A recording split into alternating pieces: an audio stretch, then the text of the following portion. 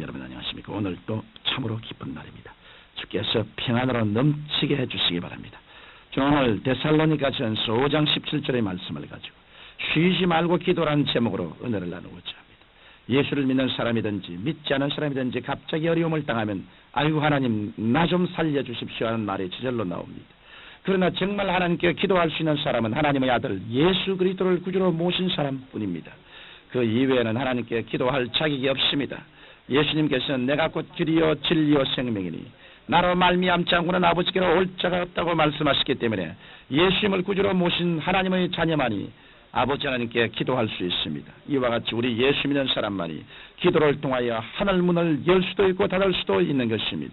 예수님께서는 내 이름으로 무엇이든지 내게 구하면 내가 시행하리라고 말씀하셨고 또 지금까지는 너희가 내 이름으로 아무것도 구하지 아니하였으나 구하라 그리하면 받으리니 너희 기쁨이 충만하라고 말씀하셨습니다.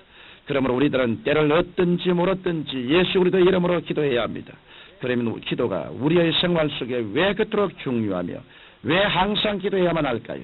첫째로 우리가 기도할 때 우리의 자아가 깨어지고 회개하여 죄사함을 얻게 되기 때문에 우리는 항상 기도해야 합니다. 오늘날 현대주의자나 신신학자들이 인본주의가 되어 하나님과 멀어지게 되자 자연히 그들은 기도와 멀어지게 되었습니다. 그들은 흔히 기도하는 것은 기복적인 신앙이다. 복을 구하는 것은 샤머니즘이다.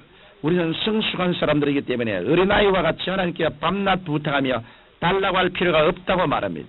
또 어떤 사람은 인간은 자신의 지혜와 지식과 과학 문명을 통하여 충분히 문제를 해결할 수 있기 때문에 하나님께 기도하는 것은 기복신앙이라고 주장하고 있습니다. 그러나 이런 사람들이 진실로 하나님 중심의 신앙을 가지려면 기도해야 합니다. 기도해야 자아가 깨어지고 회개하게 되는 것입니다. 우리가 기도하면 제일 먼저 확인이 드러나는 것이 죄의 문제입니다.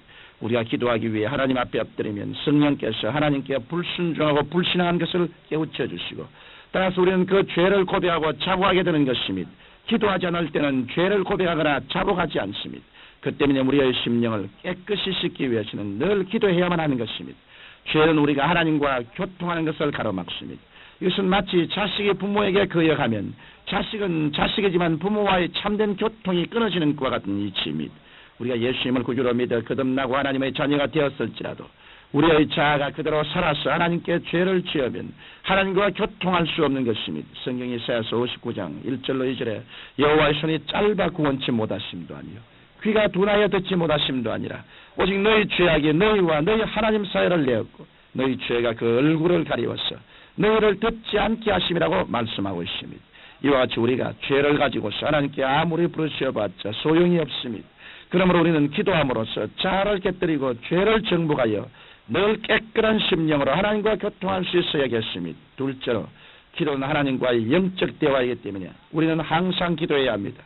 아무리 가까운 사람이라도 대화가 끊기면 그만 서먹서먹해지고 맙니다.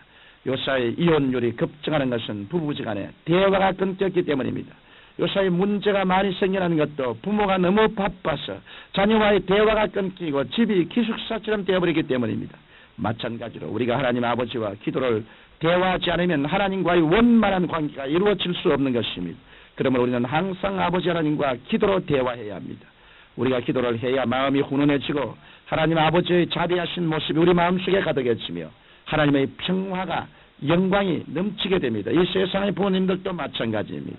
명절에 자식들이 부모를 찾아가면 기뻐하는 이유는 자식들이 가지고 간 선물 때문이 아니라 오랜만에 마주 앉아 허심탄회하게 대화를 나눌 수 있을 때 그때가 즐거운 때인 것입니다. 이와 같이 하나님께서도 우리와 사랑으로 정을 나누며 대화하기를 원하고 계십니다. 기도는 우리가 하나님과 사랑의 대화를 나눌 수 있게 해주는 도구인 것입니다. 구약 성경에 보면 이스라엘 백성들이 하나님과 대화를 하지 않고 우상만 섬기자 하나님께서는 택한 백성임에도 불구하고 이스라엘 백성들을 바벨론의 포로로 잡혀가게 방치해 두셨습니다. 하나님께서는 이스라엘 백성들이 포로가 되었으라도 하나님께 돌아와 대화하기를 원하셨던 것입니다. 오늘날 우리들에게 시험과 환난이 다가오는 것은 하나님께서 우리를 너무도 사랑하시기 때문에 대화하기를 원하셔서 환난을 당케 하시는 것입니다. 사람이란 뭔가 답답한 일이 있어야만 하나님을 찾고 기도하게 됩니다. 이 때문에 야고보서 5장 13절에는 너희 중에 고난당한 자가 있느냐 저는 기도할 것이라고 말씀하고 있습니다. 그러므로 여러분은 환난이 다가오면 하나님께서 대화를 원하신다는 사실을 깨닫고 속히 기도하시기를 바랍니다. 뿐만 아니라 고난당하기 전에도 늘 끊임없이 기도함으로 하나님과 교제하여 기쁨이 넘치며 성령으로 충만한 삶을 살게 되시기를 주님 이름으로 축원합니다. 셋째로 우리는 기도를 통하여 마귀의 일을 멸할 수 있기 때문에 기도해야 합니다. 마귀는 기도하는 사람을 가장 무서워합니다. 왜냐하면 기도는 하나님과 직접 연결되는 통로이기 때문입니다. 저는 제2차 세계대전 당시에 미군 해군 장교로 싸웠던 사람에 대한 이야기를 들었습니다. 그 사람의 말에 의하면 전쟁 중 가장 무서웠던 것은 일본의 가미가세 자폭 비행기였다고 합니다. 그 비행기는 배를 공격할 때 제일 먼저 배의 안테나를 파괴하여 통신을 막은 다음에 공격한다는 것입니다. 그러면 배가 침몰당하지 않을지라도 통신이 두절되어 크게 어려움을 겪게 된다는 것입니다. 일선에서 전쟁을 할 때도 제일 먼저 통신병을 직접 사격하라고 가르칩니다. 왜냐하면 통신병이 자꾸 후속 부대에게 연락을 해서 증언부대를 보내라고 하면 전쟁을 이길 수가 없기 때문입니다. 그래서 마귀도 하나님의 통신병인 기도하는 성도를 가장 미워합니다. 교회도 기도하는 교회는 마귀가 달라들어 교회를 회파하려고 합니다. 다니엘은 21일 동안 기도해서 하나님의 응답을 받았습니다. 일주일 기도해서 응답이 없자 2주일 기도하고 또 2주일 기도해도 응답이 없었지만 기도를 포기하지 않았습니다. 그러나 21일 만에 천사가 와서 첫날에 너희 기도가 하늘에 상달되었으나 공중에 권세 잡은 바사고 왕들이 나를 막아 쏘지 못했다. 그러나 마지막 날 군장 미카엘이 와서 나를 도와주므로 원수의 진을 해치고 응답을 가지고 왔다고 말했던 것입니다. 이러므로 여러분들이 마귀의 진을 회파하기 위해서는 끈기 있게 기도해야 합니다. 그럴 때 여러분의 개인 문제, 가정 문제, 생활 문제, 자녀 문제로 여러분을 괴롭히는 마귀의 모든 일이 멸해지고 여러분의 개인이 살고 가정이 살고 교회가 살고 나아가 사회와 국가가 사는 역사가 일어나게 되는 것입니다. 청취자 여러분, 우리가 기도할 때 우리의 자아가 깨어지며 하나님과의 깊은 교제가 이루어지고 마귀의 진이 회파되고 천국의 역사가 나타납니다.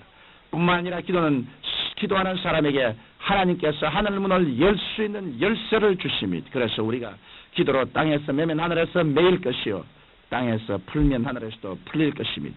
그러므로 여러분은 주야로 부르시어 기도하고 결코 낙심하지 마십시오. 그러면 위대한 하늘나라의 영광이 기도를 통해서 여러분의 생애와 환경에 넘쳐나게 될 것입니다.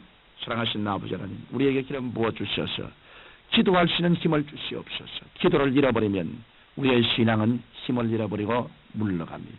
기도의 줄을 잡고 있으면 우리 신앙은 불타고 성령으로 충만하며 놀라운 은혜의 생활을 할 수 있습니다. 아버지여, 기도할 수 있도록 도와주옵소서. 예수님 이름으로 기도드리옵나이다. 아멘.